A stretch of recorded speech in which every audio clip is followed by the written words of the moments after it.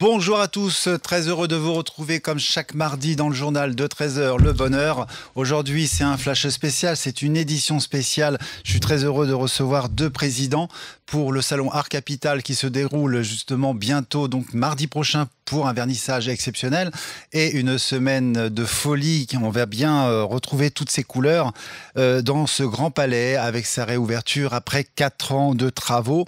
Et on l'a bien remarqué justement cet été avec les Jeux Olympiques, ça a été flamboyant. Je suis très heureux de recevoir Monsieur Jacques Dalloz, président des artistes indépendants, et Monsieur Bruno Madeleine, président de la Société des artistes français. Tout de suite avec mes invités.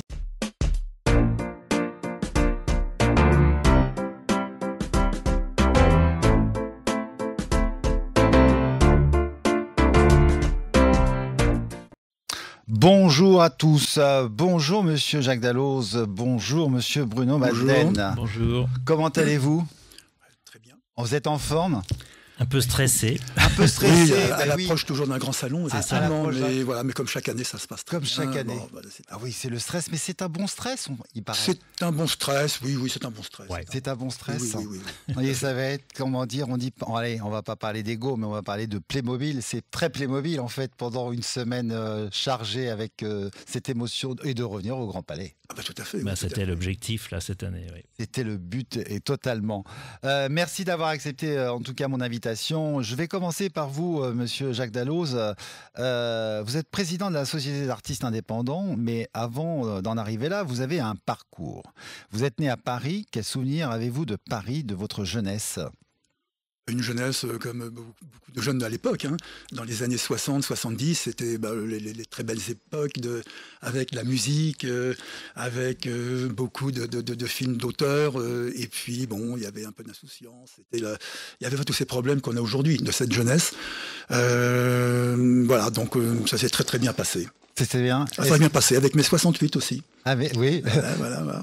Qu'est-ce que vous pensez de ce Paris de maintenant? Il est dans l'évolution positive ou il y a un petit peu de négation? Il y a toujours de la Je négation. pense qu'il a évolué d'une manière positive, j'en sais rien. Mais en tout cas, nous, on vieillit.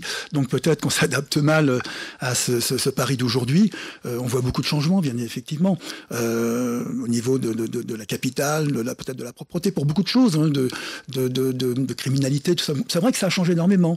Ça a changé énormément. Maintenant, il faut s'adapter. Hein. C'est nous qui vieillissons certainement. Donc, on va dire que c'est une nouvelle ère. Une nouvelle ère, oui, tout à fait, oui.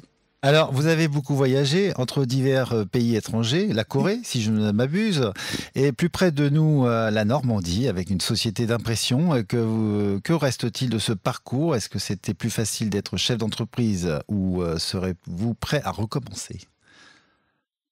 Non, c'est un peu tard, mais enfin, oui, si mon parcours de vie devait recommencer, bien évidemment, j'aurais créé des sociétés comme je l'ai fait. La première, je l'ai créée à 23 ans, puisque je travaille dans une société américaine, et le week-end, mes grands-parents avaient une villa à Deauville, et j'allais le week-end, je prospectais les restaurateurs pour vendre des espaces publicitaires, pour faire des sets de tables publicitaires. Voilà. Et ça s'appelait Publicet, c'est une marque qu'on avait déposée, je m'étais associé avec un imprimeur. Voilà, et après, je suis revenu sur Paris, il a continué. On a édité le guide touristique d'Oulgade, de Trouville, on faisait beaucoup de produits publicitaires. Et après, j'ai créé une autre société à Paris, dans le domaine de la reprographie, impression. Et puis après, dans le domaine automobile, j'étais un importateur de machines pour faire des plaques d'immatriculation de luxe pour voitures. Une machine qu'un ami avait créée, anglais. Et voilà, donc j'ai terminé en tant que marchand de biens dans l'immobilier. En tout cas, vous avez frôlé les planches de Deauville. Ah, tout à fait, oui, depuis mon enfance. Oui, depuis votre enfance. Ah, oui, tout à fait. Donc, magnifique souvenir de Deauville et bien aussi sûr. De vos entreprises. Et vous reprendrez jamais... Enfin, mais il faut toujours... on ne sait jamais. Mais c'est une belle réussite pour vous. Vous pouvez être fier. Oui, assez, oui. Parce qu'à la date d'aujourd'hui, l'impression, est-ce qu'elle est... L'impression Niste est là. Et qu'est-ce que vous en découlez aujourd'hui, le résultat? De mon oui, de votre parcours. Oh bah écoutez, bon, je pense avoir réussi normalement. Voilà, je ne suis pas devenu milliardaire, mais bon, j'ai réussi, je suis content, enfin relativement content, oui. Voilà. Qu'est-ce que vous pourriez dire justement aux jeunes à la date d'aujourd'hui? De foncer, s'ils ont l'esprit créatif, il faut y aller, quoi. Il faut pas hésiter. Il faut se lancer. Il faut se lancer à l'eau, c'est sûr. Hein. Bah oui. J'étais jeune, j'ai démarré, j'avais pratiquement pas d'argent. Mes parents auraient pu le faire, mais j'ai pas demandé. Et voilà, j'étais hébergé. Oui. Déjà, c'était déjà pas mal. Et puis, quand on a des idées, quand on est dans l'exaltation, généralement ça marche et on réussit. En tout cas, il n'y a jamais d'échec, il n'y a que de la réussite par la suite, parce que par la suite, en 2018, vous rentrez à la Société des artistes indépendants. Il y a eu un déclic. Comment se fait cette rencontre avec cette société? C'est grâce à un tableau de votre grand-père. Tout à fait, oui. J'avais fait restaurer un tableau de mon grand-père, d'un peintre qui s'appelait Jules Chevret. Et c'est un orientaliste. Je voulais regarder un petit peu son parcours. Et sur Internet, j'ai vu qu'il avait exposé au Salon des Indépendants en 1910, 11, 12. Et j'ai regardé sur Internet une Société des artistes indépendants avec une adresse au Grand Palais à Paris. Donc j'ai téléphoné et je suis allé donc dans leur bureau pour regarder le catalogue d'époque où j'ai retrouvé mon peintre qui avait exposé. Et puis j'ai vu sur un mur du bureau qu'il y avait une exposition qui se préparait à la gare maritime de Cannes, oui. Le Salon des Indépendants au mois de juillet 2018. Et on était au mois d'avril-mai, et je leur ai dit, écoutez, moi j'ai une maison à Antibes, si vous voulez, je suis disponible, j'y vais 3 mois par an, si vous avez besoin de bénévoles, je peux vous aider. Et on m'a dit tout à fait, ça serait très intéressant. C'était Arewan, la secrétaire. Arewan, qui est là depuis très longtemps. Depuis 26 ans maintenant. Et je lui ai dit, écoutez, même si vous avez besoin au Grand Palais de quelqu'un, il n'y a pas de problème. Même, écoutez, c'est un mercredi, jeudi. Il me dit, venez lundi, il y aura le président qui sera là avec le trésorier. Et donc, je suis revenu le lundi, et puis je suis resté, je suis pas reparti. Voilà. Et puis là, vous avez pris vraiment votre pied, puisque aujourd'hui vous êtes président de cette Société des artistes indépendants. Alors, si on fait l'histoire, c'est créé le 19 juillet 1884, reconnu d'utilité publique le 30 mars 1923 par Louis Chassevent. L'association est née de la volonté de plusieurs artistes de proposer au public des œuvres d'art rejetées par le Salon officiel de Paris. Elle se différencie à l'ancien Salon des Refusés par sa totale indépendance vis-à-vis des institutions officielles. Le 1er décembre 1884, Lucien Bouet, président du Conseil de Paris, inaugure le premier Salon des indépendants. Parmi les tableaux, la baignade d'Asnières et Georges Seurat, le pont d'Austerlitz de Paul Signac et parmi d'autres, Henri Edmond Cross, Odilon Redon. En 1885, par le Salon, mais en 86, le second exposition a eu lieu dans la cour des Tuileries. À partir de 1920, la société organise habituellement ses expositions au Grand Palais des Champs-Élysées. Comment cette société a évolué? Est-elle toujours fidèle à ses premières volontés, Jacques? Oui, mais c'est ni jury ni récompense. Voilà. Donc c'est la devise des indépendants, elle est toujours d'actualité. Mais qu'est-ce que vous pourriez dire de cette belle histoire de ce salon? Écoutez, c'est formidable. À l'époque, c'était des précurseurs. Vous savez, les salons officiels, c'était des vieux académiciens avec des grandes barbes qui sélectionnaient les tableaux. Et il fallait qu'ils soient très académiques. Voilà. Et puis il y avait des protocoles. Il y avait des protocoles et les nouveaux courants de pensée, évidemment, n'étaient pas les bienvenus dans ces salons. Donc c'est pour cette raison qu'a été créé le premier salon sous l'impulsion aussi de Napoléon III, le Salon des Refusés. La première année, ça a été des critiques ont fusé de partout. Oui. Et puis après, c'est ce que c'est devenu. Vous avez le Fauvisme, le Pointillisme, tous les courants de pensée sont passés aux indépendants, à tel point que nous avons fêté nos 140 ans l'année dernière. Exactement. 1984-2024. J'avais fait une devise, des petits flyers qu'on avait donnés au public. 140 ans de notre histoire qui s'est écrite sur les murs des plus grands musées du monde. Tout à fait. C'est la vérité. Vous n'avez pas un musée dans le monde où il n'y a pas un de nos sociétaires qui a un tableau de leur nom, de leur marque, de leur griffe. Exactement. Alors, quelques expositions ont eu lieu au Musée des Beaux-Arts de la ville de Paris, de 1994 à 2000, à l'espace Eiffel-Branly, après l'espace Auteuil, de retour au Grand Palais. Que représente un artiste dans votre société actuelle pour vous? Comment défendez-vous cette société des artistes indépendants? Elle représente combien d'artistes aujourd'hui? Et des artistes, il y en a à peu près 600, c'est fluctuant, ça dépend des expositions qu'on fait. Mais en gros, on a 800 artistes, on a énormément de sociétaires. Et on défend, évidemment, il n'y a ni jury ni récompense, ils sont tous les bienvenus pour exposer. Et chacun peut s'exprimer à travers une exposition. Voilà, donc nous faisons le Grand Palais, nous sommes très contents d'être venus au Grand Palais. Et puis nous avons des projets sur la Chine également. Exactement, justement. Chaque année, vous avez des invités, vous mettez à l'honneur des artistes étrangers. Cette année, c'est quoi? C'est qui? Cette année, nous avons un peintre japonais qui est décédé. Tout à fait. Et donc, il y aura l'ambassadeur de Chine de Japon, excusez-moi. Du Japon. Qui va venir, et on a différentes manifestations qui vont se faire pendant toute la durée du salon. Et dans ce salon, vous avez décoré des Philippines, Chypre, il y a la Turquie, il y a du Canada, il y a même les États-Unis. Oui, il y a eu l'Argentine, il y a eu la Turquie, vous l'avez cité, oui. Il y a énormément l'Italie aussi, bon, il y a de nombreux pays. Et nous avons une artiste de l'Himalaya. L'Himalaya. Mais alors ça, c'est beau. La première, cette année. En tout cas, c'est beau de réunir tous ces artistes. Ah oui, c'est formidable. Avec une culture à partager justement au Grand Palais. C'est vraiment magnifique. Il y a qu'est-ce que vous regardez en premier même s'il n'y a pas de sélection, qu'est-ce que vous regardez en premier quand les gens vous écrivent pour s'inscrire au salon? Quand ils s'inscrivent, généralement, ils envoient leur tableau. La photo du tableau. Bon, moi, je ne peux pas porter de jugement.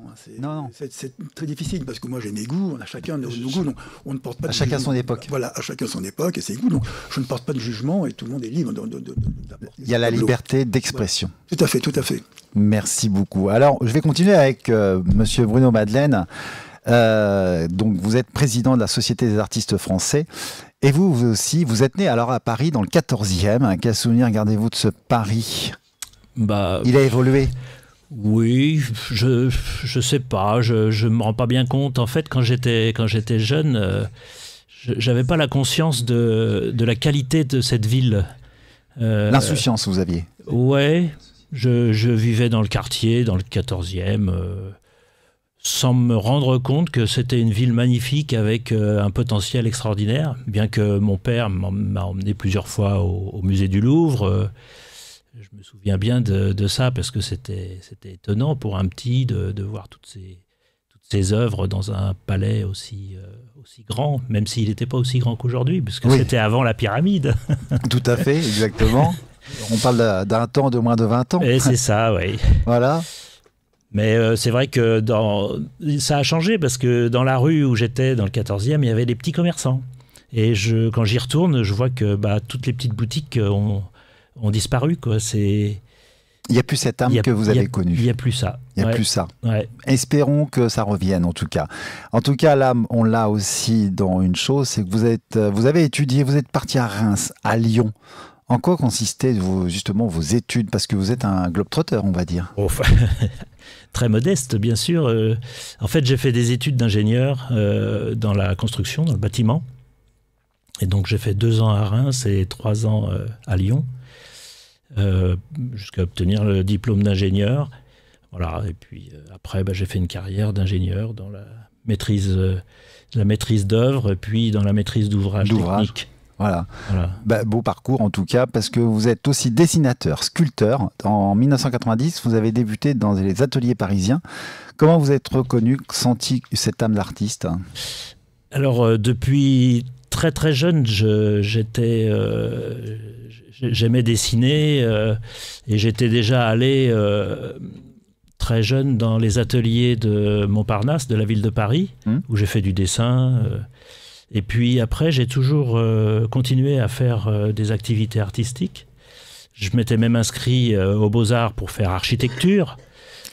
Et puis, dès l'entrée dans les Beaux-Arts, on a été découragé par le directeur de l'unité pédagogique qui nous a dit « Ah, mais si vous voulez faire architecture, vous savez, si votre père n'est pas architecte, vous allez faire 6 à 7 ans d'études et vous n'arriverez à rien. » Alors, comme j'étais d'une famille assez modeste, je me suis dit, mais oh là là, je ne peux pas prendre ce risque-là, j'arrête tout de suite, quoi. Et je me suis dirigé vers des études plus classiques, en quelque sorte. Plus sobres, on va dire. Finalement, je ne regrette pas, parce que j'ai bien aimé ce que j'ai fait. Mais j'ai travaillé avec les architectes. Voilà. Mais ce qui est malheureux, c'est d'avoir juste un personnage qui va vous orienter autrement ou qui peut détruire peut-être une carrière ou une passion. C'est vrai. À la date d'aujourd'hui, c'est un petit peu ça. C'est vrai. On l'a tous un petit peu vécu différemment, mais dans le même contexte. Alors, d'un côté, on rencontre des gens qui nous détournent ou qui nous nuisent. Et puis, d'un autre côté, on rencontre d'autres personnes qui nous ont aidés, qui qui nous ont formés, quoi. Donc voilà, un coup c'est bien, un coup c'est pas bien. Mais aujourd'hui, vous avez une très belle place. En tout cas, en 2007, vous exposez et vous êtes candidat aux artistes français. Vous recevez la médaille de bronze. C'est une belle récompense.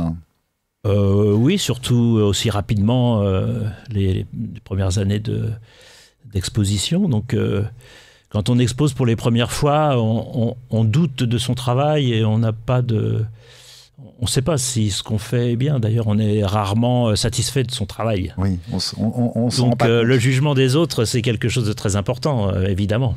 Et aujourd'hui, même si vous êtes jugé, mais correctement, et même si vous êtes jugé pas totalement bien, ce n'est pas grave. Vous avez la fierté, justement. Ah oui, et vous pouvez être fier de votre parcours et de ce que vous créez, tout simplement.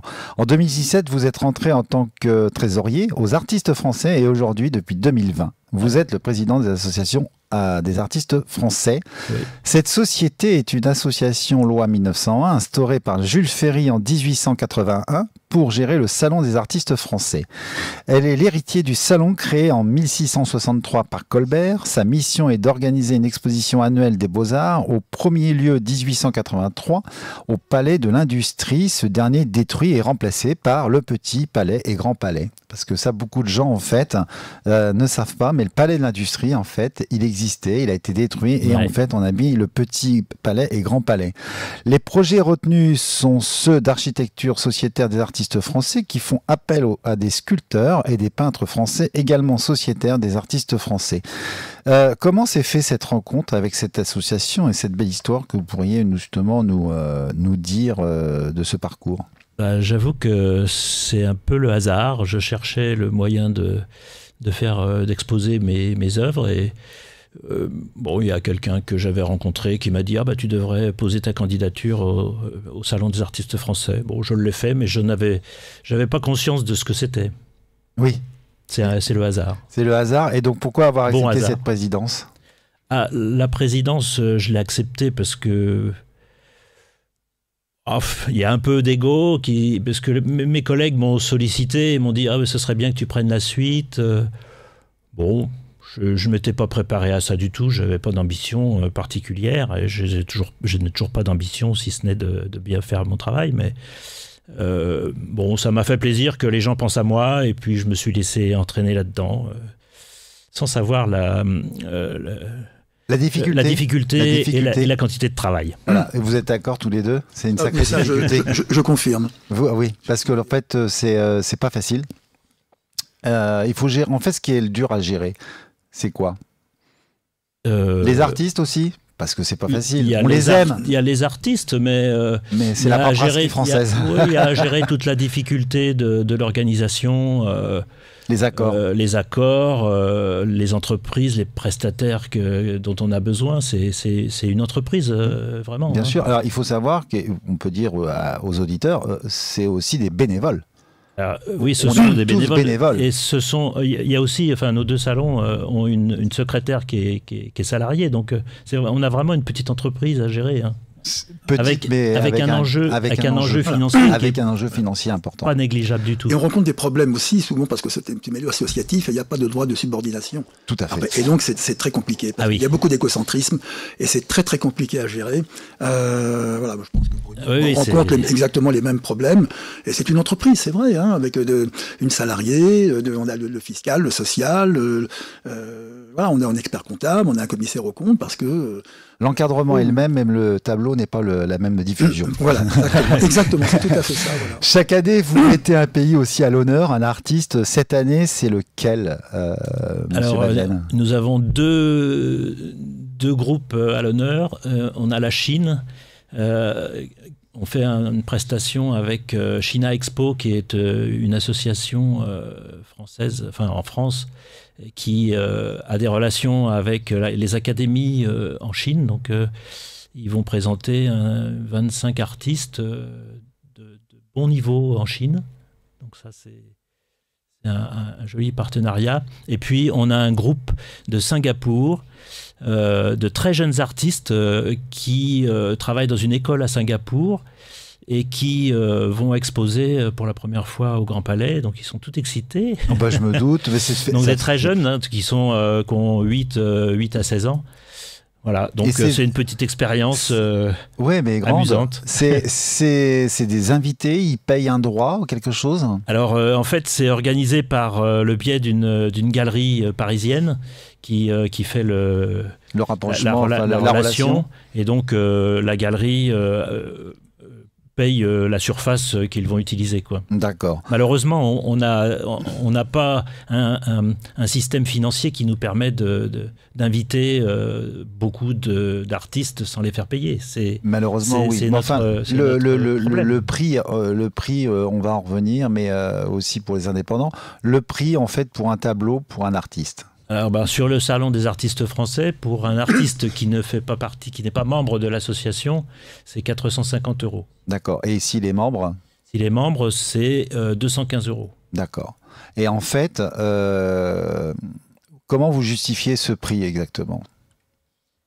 Alors, on le justifie par l'équation dépenses-recettes. D'accord. Donc, on a des dépenses, la location du Grand Palais, tous les prestataires qui vont faire l'installation, les prestataires qui vont faire la sûreté, le nettoyage, etc. Donc, vous avez une liste de dépenses. Et puis, en face, il faut les recettes correspondantes pour équilibrer le budget. Et donc, quand vous divisez par le nombre d'artistes, voilà, vous trouvez un chiffre. Voilà. Et Jacques aussi. Oui, mais c'est pareil. Nous, c'est à peu près 480 €. Alors, certains artistes, évidemment, nous disent que c'est cher. Et je leur réponds tout simplement, vous savez, nous avons une salariée, comme les artistes français ont également une salariée, le reste, c'est du bénévolat. Et si on devait être payé, je serais-ce que la moitié d'un SMIC, ou non plutôt, parce qu'on travaille, je veux dire, pas forcément tous les jours, si on devait être payé à l'heure, la moitié de l'heure d'un SMIC, sans les charges sociales. Oui, faut pas eh bien, oublier. si on devait payer, eh bien, je peux vous dire, Art Capital n'existerait même pas en rêve. Voilà. Même pas en rêve. Ouais. C'est pour ça qu'il faut dire aux auditeurs, ce qui est important aussi, c'est que c'est un investissement énorme. C'est un investissement humain qui est très important. Ce sont des dizaines et des dizaines de bénévoles qui travaillent. Enfin, pour ma part, moi, je travaille à peu près 3 jours et demi par semaine. C'est énorme. Des bonnes journées, c'est énorme. Oui, parce que vous avez d'autres choses à côté. Et bien sûr, il y a le fiscal, il y a les bilans à sortir, il y a beaucoup de choses à régler. Et donc, ça prend beaucoup de temps, c'est chronophage. Et quand je rentre le soir, j'ai encore des mails chez moi et que je dois traiter encore à 20h, 20h30. Donc, je vous enverrai un mail à tous. Voilà. Très tard. Alors, je vais revenir aux artistes français, par contre. Il y a un nouvel espace qui voit le jour. Alors, avant ça, je vais vous faire écouter un petit message d'une personne que j'apprécie beaucoup. Écoutons ce message. Bonjour Frédéric. Tout d'abord, je te remercie de me laisser la parole. Je souhaite également saluer Jacques Dalloz et Bruno Madeleine. Je suis ravie de cette nouvelle collaboration pour le lancement du salon In Situ qui est dédié au solo show et qui est une première sur le salon Art Capital. Donc, je voulais vous souhaiter une belle émission. On se voit sur le salon. Donc, pour les visiteurs, on vous attend avec grand plaisir sur Art Capital. Et encore merci. Donc, c'était Myriam Annonay-Castanet pour le salon Art Capital et l'espace In Situ. À bientôt. Merci beaucoup Myriam Annonay-Castanet, une femme formidable qui aime les artistes, qui est une passionnée. Elle a travaillé sur d'autres événements, on se connaît depuis des années. Elle avait créé aussi un autre salon à l'époque.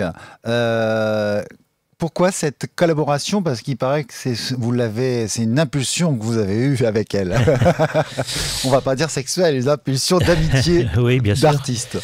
Oui, je l'avais rencontrée il y a quelques années sur le salon. Elle m'avait été mise en relation avec notre chargé de presse du Salon des artistes français. Et puis voilà, on avait gardé quelques relations comme ça. Et puis cette année, donc, on avait des surfaces inoccupées sur le Grand Palais qui est plus grand que le Grand Palais éphémère. Et donc ces surfaces, je les ai proposées à des associations et à des artistes pour qu'ils puissent faire une exposition personnelle un peu plus importante que ce qu'ils peuvent avoir sur notre salon, puisqu'ils n'ont en général qu'une œuvre, pour ce qui est des peintres en tout cas. Et donc, j'ai réussi donc à intéresser tous ces gens-là pour prendre ces surfaces disponibles. Et puis, je me retrouvais à gérer ça en plus de mon salon. Et je me suis dit, oh, il y a un moment, je ne vais plus y arriver parce qu'au moment de l'installation, ça va être trop compliqué pour moi d'être partout à la fois. Et donc, j'ai repensé à Myriam Castanet. Et je lui ai dit, tiens, est-ce que ça t'intéresserait de gérer ça pour moi, pour créer ce truc-là? Elle m'a dit, oui, ça m'intéresse, bien sûr. Avec plaisir. Et puis finalement, elle parle de l'espace in situ. C'est elle qui a insufflé l'idée de donner un nom particulier pour communiquer sur cet espace qui est une novation. C'est vrai que d'habitude, Art Capital, ce sont les 4 salons historiques. Et là, on se retrouve à ouvrir les chakras. Une autre porte, une nouvelle génération. Et voilà, et de créer encore des relations nouvelles. Alors, comment dire, qu'est-ce que vous pourriez dire à Rachida Dati, notre Premier ministre de la Culture? Eh bien, nous l'invitons avec plaisir et nous serions très, très heureux, très honorés qu'elle vienne voir notre travail. C'est important pour vous? C'est très important, c'est très important. Parce que vous avez des partenaires, donc comme beaucoup de salons, mais enfin, il y en a qui n'ont pas du tout. On a le ministre de la Culture. Quelle est l'importance, en fait, le ministre de la Culture, aujourd'hui, pour ce salon, Art Capital? Moi, je dirais que, en fait, nous représentons ce que je pourrais appeler l'art pour tous. Nous représentons une exposition qui est... qui est le revers de l'art tel qu'il est présenté dans les expositions d'Art Basel, qui sont des expositions commerciales. Nous avons une autre approche complémentaire, à mon avis, de permettre aux artistes sans intermédiaire de présenter leur œuvre, d'être présents, de rencontrer leur public. Et donc ça, je pense que le ministère de la Culture devrait le reconnaître et devrait nous aider à promouvoir ce mouvement. Oui, parce que c'est quand même un salon historique. Et oui. C'est le plus grand salon d'artistes aussi du monde, je crois. Aussi. D'Europe, ça c'est une certitude. Du monde, je ne sais pas, je crois qu'il y a Shanghai, qui est un très très grand salon, mais je ne sais pas s'ils ont autant d'artistes que nous, plus de 3000, je ne sais pas. Qu'est-ce que vous en pensez, Jacques, par rapport à ce que dit Bruno? Justement, c'est important, oui, je pense que la ministre, la venue de la ministre de la Culture est très importante. Vous savez, ça représente encore une fois des centaines et des centaines d'heures de bénévolat. Sa présence, ne serait-ce que 10 minutes au salon, eh ben, ça nous remplirait de bonheur. Voilà. Tout simplement. Donc, le message est envoyé et avec grand plaisir qu'on la reçoive. Et je voudrais aussi remercier Madame Josiane Gaude, qui est adjointe à la mairie du 7e arrondissement, qui vient chaque année, en tout cas. Merci à elle et aussi à notre député Jean Lossuc. Alors, je vous félicite à tous les deux, Jacques et Bruno. Pour vous, votre implication sur ces 2 associations, je voudrais citer aussi le Salon des comparaisons, avec son président Yvon Neuville et le Salon des dessins en peinture avec le président Daniel Gallet. Comment ces 2 salons se sont joints à Art Capital, en fait, parce qu'il y a une sacrée histoire aussi avec ces 2 salons de plus. Alors, Art Capital a été créé en 2005-2006, puisque la première exposition, ça a été 2006, de la volonté du ministère de redonner accès au Grand Palais aux salons historiques. Parce que ce qu'il faut savoir, c'est que ces 4 salons avaient porte ouverte au Grand Palais pour plusieurs semaines, gratuitement, dans le temps. Oui. Bon, les temps ont changé, soit. Et donc, à cette époque-là, comme le Grand Palais rouvrait ses portes, eh bien, le ministère a dit au salon historique, rassemblez-vous. On vous donnera l'accès au Grand Palais, mais vous n'aurez plus chacun votre période. Il faut que vous soyez ensemble. Et donc, un peu contraint et forcé, les salons se sont regroupés, puisque le salon dessin peinture à l'eau et le salon comparaison sont des salons moins anciens que les 2 nôtres, mais historiques quand même. Historiques, ils sont arrivés en 1950. Voilà, c'est ça. 50, oui, après la guerre, oui. Donc, juste après la guerre. Ils avaient une histoire aussi importante et chacun a sa caractéristique qui est intéressante. Donc le fait de les rassembler, ça a été plutôt je dirais une bonne chose, parce que ça a bien survécu, et même maintenant, le nom d'Art Capital est presque plus connu que le nom de chacun des salons. Oui, tout à fait. Alors juste une chose, le salon avec le président Daniel Gallet, c'est le fondateur, ça, hein. Alors, il a fait partie des fondateurs d'Art Capital. D'Art Capital. À l'époque, oui. Voilà, ça lui tient à cœur en tout cas. Exactement. Je sais que Yvon Neuville et Daniel Gallet nous suivent et nous entendent. Comment serait-il possible un jour de regrouper en une seule association, en un seul but, de défendre ces artistes? Alors, bien sûr, il y a Art Capital avec ses salons, c'est un seul salon.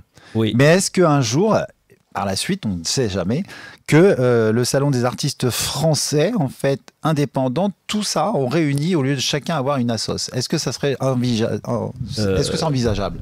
Alors, il y a une association qui fédère les 4 salons, qui s'appelle le Comité de liaison des 5. Tout à fait. Donc c'est elle qui est la vraie organisateur d'Art Capital.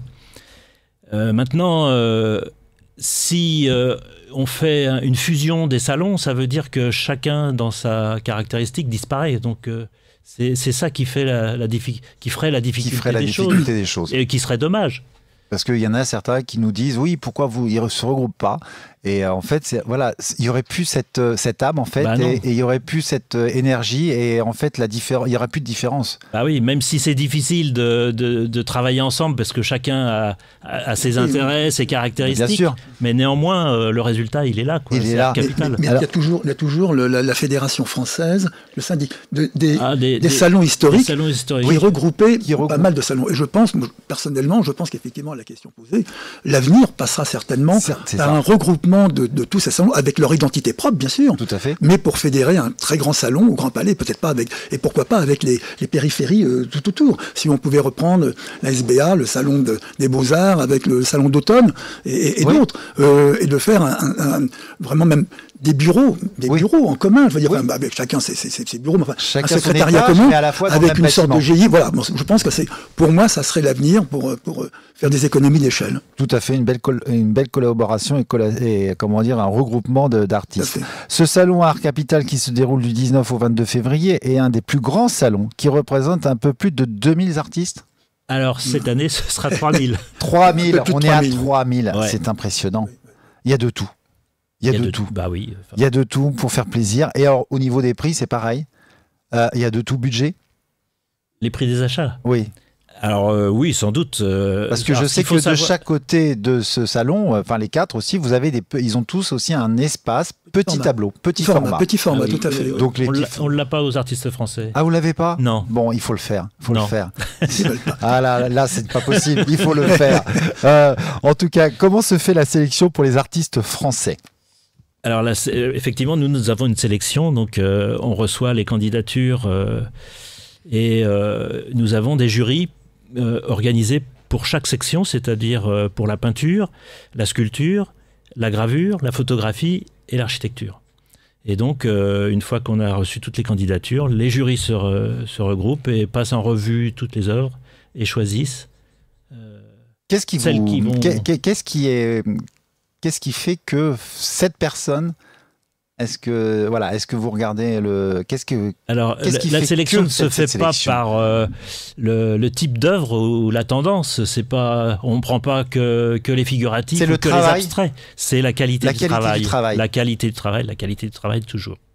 Et pourquoi, à l'époque, donc vous n'étiez pas président, mais Jean Marais et Cocteau avaient été un peu refusés? Alors, je pense que peut-être, je ne sais pas, mais c'est un peu ce que disait Jacques tout à l'heure, c'est que les indépendants sont nés du fait que au Salon des artistes français, le salon historique, on avait une âme plutôt académique et que voilà, dès qu'il y avait un peu des choses qui sortaient de l'ordinaire et puis du rang, ça déplaisait. Bon, je pense qu'on a évolué sur ce point-là oui. On est un peu moins sectaire, mais néanmoins, sans doute qu'il y a des choses qui ont du mal à passer. Hein, en tout cas, vous préférez le hard que la vulgarité, à la rigueur. Oui. C'est pas ça qu'on dit. Je sais pas. Les artistes indépendants, c'est quels critères, justement? C'est ce que vous me disiez, Jacques, tout à l'heure. Donc on prend... ni jury ni récompense. Voilà. Donc, chacun peut exposer librement. Avec le grand respect, justement, des artistes. Tout à fait, tout à fait. Rappelons pour alors pour vous inscrire aux artistes français, c'est www.artiste-français.com. Voilà. Pour les artistes indépendants, c'est www.salondesindépendants.fr. Donc la différence, il y en a un, c'est du jury, l'autre, il n'y a pas de jury, mais il y a une belle équipe et une belle énergie. Chez les indépendants, tout le monde peut exposer, pas de sélection des œuvres, c'est une chance inouïe pour les artistes, connus ou non reconnus, ni jury ni récompense, telle est votre devise. Alors, vous êtes partenaire avec le ministre de la Culture, qu'est-ce que vous apporte aussi la reconnaissance, sans parler de financement? Le soutien est important en fait par rapport à eux. Est-ce que la communication est là? C'est une question très... Oui, parce qu'on a parlé de... Il n'y a aucune communication, en fait. C'est ça. Pas de communication. Vous avez le droit d'utiliser le logo, mais en fait, il n'y a aucune communication. C'est-à-dire qu'on utilise le logo, c'est pas tant qu'on utilise le logo, mais on reconnaît qu'il nous donne une aide. Voilà, c'est la moindre des choses, c'est de... Retour de... C'est une reconnaissance visuelle sur les catalogues ou sur les invitations. Voilà, ça s'arrête là. Bon, mais... Parce que quand on reçoit l'invitation... Oui, on regrette bien sûr. C'est ça, c'est pour ça que c'est important, parce que ce message est important pour les auditeurs. C'est mieux que rien. Voilà, c'est mieux que rien, mais chacun reçoit une invitation donc, pour les artistes français, pour les comparaisons, pour les dessins à l'eau et indépendants. C'est marqué donc, sous le haut patronat de M. Emmanuel Macron, président de la République, le président de la Réunion des musées nationaux aussi, et puis après le président de chaque salon. Mais la communication n'avance... En fait, vous faites tout pour, mais il y a quelque chose qui fait que ça bloque quelque part. Ça ne suit pas. Ça ne suit pas. Voilà. Quelle est la cause? Est-ce qu'on appelle ça les oubliés? Peut-être, je ne sais pas, ou ils ont d'autres objectifs, certainement. C'est bankable. Voilà, c'est fort possible. C'est fort possible. En tout cas, beaucoup d'artistes ignorent aussi l'ADAGP, défend les droits des artistes, auteurs dans l'art graphique et plastique. C'est une société des droits d'auteur française dans le domaine de l'art visuel, fondée en 1953. Et il faut inviter les artistes à défendre leurs droits. C'est important. Et j'ai une petite surprise de quelqu'un que vous connaissez tous. On va écouter. Bonjour, bonjour. Bonjour les auditeurs. Je suis ravie de retrouver les artistes, les amateurs d'art et les collectionneurs au salon Art Capital au Grand Palais. Ce salon, créé en 2006, réunit les 4 salons emblématiques, dont 2 sont fondés dans les années 1880. Le premier salon des artistes français, fondé en 1881. Le deuxième est le Salon des artistes indépendants, fondé en 1884, qui a accueilli des artistes révolutionnaires comme Picasso, Cézanne ou Matisse. Et les 2 autres, fondés dans les années 1950-1955, le Salon du dessin et de la peinture à l'eau et le Salon Comparaison, fondé en 1955, mettant en avant la diversité des styles artistiques. Bien sûr, le Salon Art Capital accueille chaque année des milliers d'artistes de toutes disciplines venant du monde entier et met en lumière les nouvelles tendances de l'art contemporain, peinture, sculpture, dessin, photographie. Il s'adapte aux évolutions du marché de l'art et de nouvelles générations d'artistes. Je vous invite à venir nombreux, très nombreux, découvrir le Salon Art Capital qui se tient du 19 février au 22 février. Bonne visite aux uns et aux autres. Merci infiniment pour votre invitation sur cette radio très écoutée. Merci et à très vite. Merci beaucoup, Madame Jeanne d'Auxerre, maire du 8e. En tout cas, elle vient. Voilà, je l'ai eu encore hier au téléphone. Je voudrais la remercier parce que, vous avez vu, elle connaît l'histoire. Très bien même. Elle connaît très bien l'histoire. Ça m'en fait des frissons. Je lui ai demandé un petit message de bienveillance. Et elle me dit, je vous fais ça. Et ben voilà. Et je trouve qu'elle connaît vraiment bien l'histoire de et elle nous défend derrière, en tout cas. Elle sera présente. On le remercie. Voilà, je vais Chaleureusement. faire un petit cadeau. J'en avais d'autres aussi, mais on peut pas tout passer. Mais en tout cas, je remercie beaucoup quand même derrière. Donc je vous soutiens avec le ministère de la Culture. Je voudrais aussi remercier. Donc, vous avez les membres. Vous êtes combien dans le bureau? Dans le bureau? Oui, enfin. Ou dans l'association? Dans l'association. Dans l'association, allez. Il y a 250 membres. D'accord. Et dans le bureau? Dans le bureau, alors il y a le comité. Oui. Voilà, expliquez. Il y a un comité qui représente une 60aine de personnes qui se réunit tous les 2 mois à peu près, qui est l'instance de décision. Oui.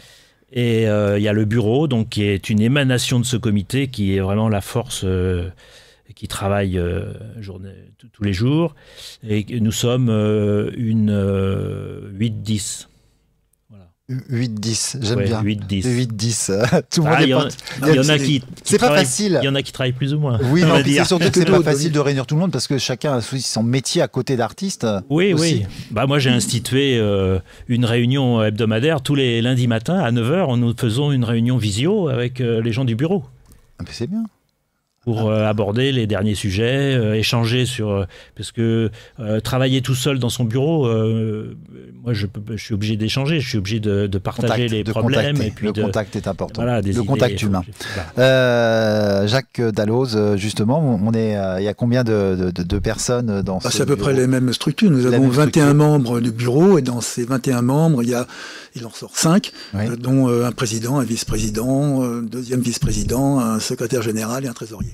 Exactement. Et alors en plus, nous avons Aréwan Vincent. Aréwan Vincent, qui fait partie des murs, parce qu'elle est là depuis 26 ans, donc qui est la secrétaire, donc secrétaire salariée. Et les autres, bien sûr, ce sont que des bénévoles. C'est que des bénévoles, où j'en fais partie. Et, là, pareil, c'est que des bénévoles. Ouais. Et la plus ancienne, aux artistes français, il y en a une qui est à l'accueil, à chaque fois au salon. On la retrouvera au salon des artistes français. Oui. Qui vous parlez? Je vous dirai tout à l'heure. C'est une institution, c'est une femme adorable en tout cas. Je voudrais vous dire aussi que chaque année, Art Capital, en fait, chacun a son petit catalogue. Donc vous pouvez retrouver le salon des artistes français avec ce catalogue qui est en vente chaque année avec tous ceux qui exposent. Oui. Avec l'histoire aussi. Un peu. Un peu, oui, il y a un détail, il y a une belle histoire. Les indépendants, pareil, chaque année... Alors c'est un numéro collector, celui-ci. Celui-ci, c'est les 140 ans. C'est les 140 ans. Il y a une couverture qui est plus épaisse, et puis on parle un petit peu de l'histoire des indépendants, voilà. Voilà. Et après, aux artistes indépendants, on peut aussi retrouver l'histoire du salon des indépendants par Jean Manneret, qui a été... Jean Manneret, qui a été président pendant de très nombreuses années. Des années, 18-20 ans. À peu près, oui, même un petit peu plus, oui. Tout à fait. Et voilà, donc on devrait d'ailleurs le remettre un petit peu à jour, puisque la dernière, il date à peu près d'une 20-25 ans. Oui, mais bon, je vous dis franchement, la couverture, elle est très moderne, parce qu'il y a le côté marinière d'une chanson ou à la fois Jean-Paul Gaultier. Nous avons comparaison 2024 aussi, donc là 2025, c'est dans le même format chaque année. Et salon peinture, dessin peinture à l'eau aussi, qui vendent aussi avec justement les accords des droits des artistes avec la DAGP. Je remercie beaucoup la DAGP qui défend tous ces artistes. Si vous ne connaissez pas, allez sur le site. Allez, on va continuer avec un petit questionnaire de Proust sur le thème de l'art. Jacques et Bruno. Votre tableau préféré, Jacques? Enfin, j'aime beaucoup le peintre Mucha. Oui. Du début 20e, qui est art déco, art nouveau, par ses peintures, parce que c'était aussi quand même un publicitaire, au niveau il a fait des décorations sur des boîtes de biscuits, sur des emballages de savon, et il a été publicitaire de l'époque. Et j'aime beaucoup son style, j'aime beaucoup l'art déco. L'art déco, voilà, je crois que ça a marqué beaucoup. Voilà, ça me plaît énormément. Voilà. Bruno? Donc choisir une œuvre, c'est impossible, mais ce qui me vient, c'est l'Olympia de Manet, qui a été exposé au Salon des artistes français à l'époque, et qui était déjà un peu en dehors du flux académique, puisque Manet a été un peu dérogatoire. Néanmoins, il avait réussi à rester au Salon des artistes français. Et il y a quelques années, je crois que c'est en 2019, il y a un des artistes français qui avait refait pour le coup une Olympia, mais en sculpture, qui avait marqué un peu le salon de cette année-là. Quel sculpteur vous préférez? J'aime bien Valton. Valton, qui est très bien.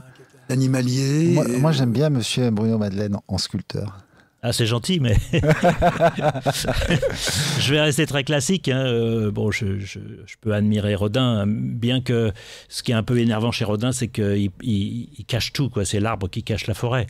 Bon, néanmoins, là encore, c'est un artiste qui a été fidèle aux artistes français, hein, jusqu'à sa mort, et il a fait partie, exposé. Tout à fait. Et Camille Claudel aussi, d'ailleurs. Camille Claudel. J'avais fait une exposition Camille Claudel au salon de 2022 avec le musée Camille Claudel. Tout à fait, mais c'est magnifique en plus. Quelle époque ou siècle préférez-vous?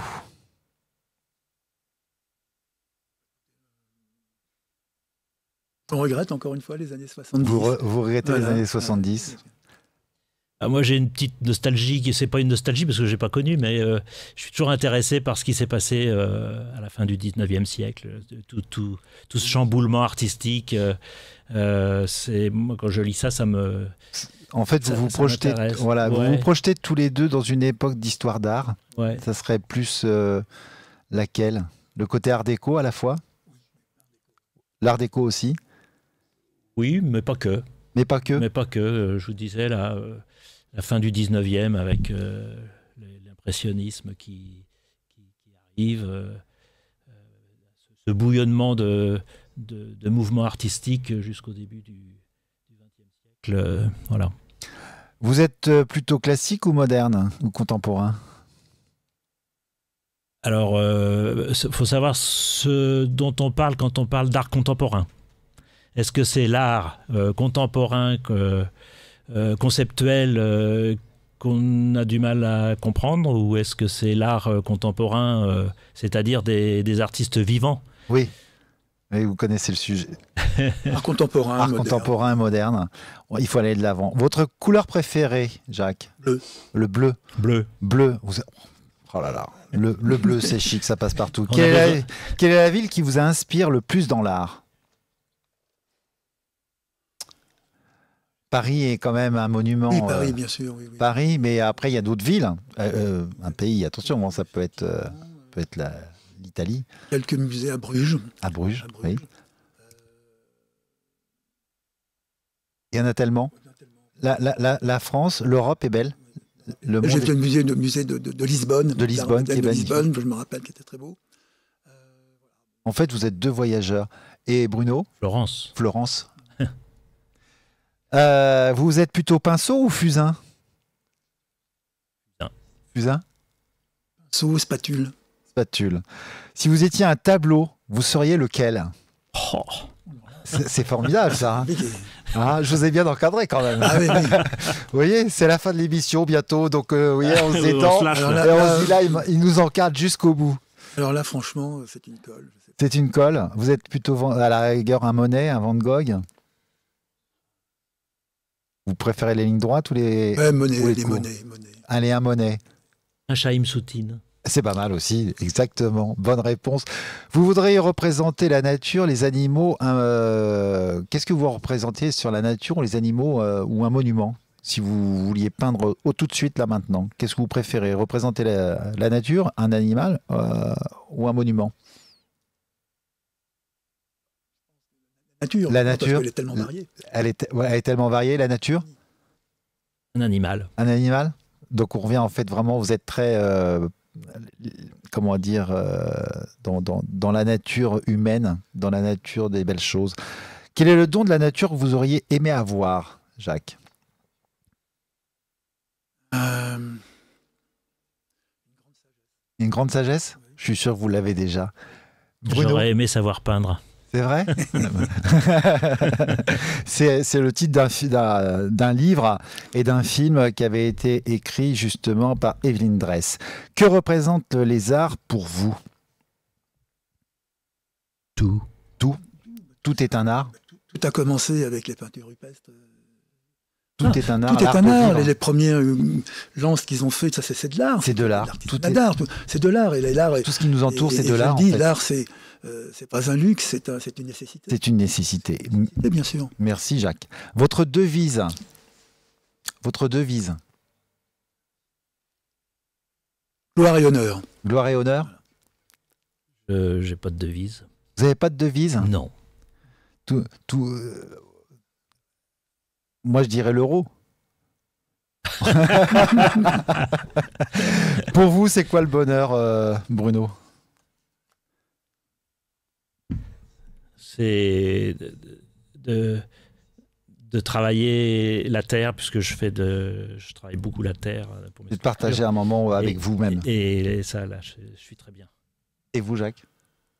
D'être bien avec soi-même, c'est tout. Bien avec soi-même, C'est déjà ancré dans la déjà terre. Très, très, très important. Merci beaucoup. Alors, je rappelle l'actualité, le Salon Art Capital 2025 au Grand Palais, du 19 au 22 février 2025. Venez nombreux, venez découvrir les artistes à travers le Salon Comparaison, Salon des artistes français, Salon dessin, peinture à l'eau, Salon des artistes indépendants. En même temps que le Grand Palais, découvrez aussi l'exposition à cœur et à la main de Dolce Gabbana, qui est en même temps. Et j'ai aussi une pièce de théâtre, Les collectionnistes, au Petit Théâtre de Montparnasse, qui est un bijou de pièces de théâtre sur les artistes. Merci beaucoup Jacques Dalloz, merci beaucoup Bruno Madeleine. On a passé un moment de bonheur, on a bien partagé, vous nous avez fait rire. Vous êtes des grands timides, mais vous connaissez votre sujet, votre verbe, votre complément. Le complément, c'est tout simplement de se retrouver au Grand Palais du 19 et au 22 février 2025. Vernissage le 18 février sur invitation, mais vous ne tracassez pas, on sera là pour vous accueillir, on ne vous laissera pas à la porte. Merci encore. Merci. Merci de nous avoir invités. Merci encore. Merci Alain à la réalisation. Merci à Rabat, directeur de Radio Armada. Merci chers auditeurs. On se retrouve mardi prochain, le 18 février au Grand Palais. On se retrouve aussi le 4 mars. D'ici là, plein de bonheur. Prenez soin de vous et à très très bientôt. Ciao, ciao, ciao.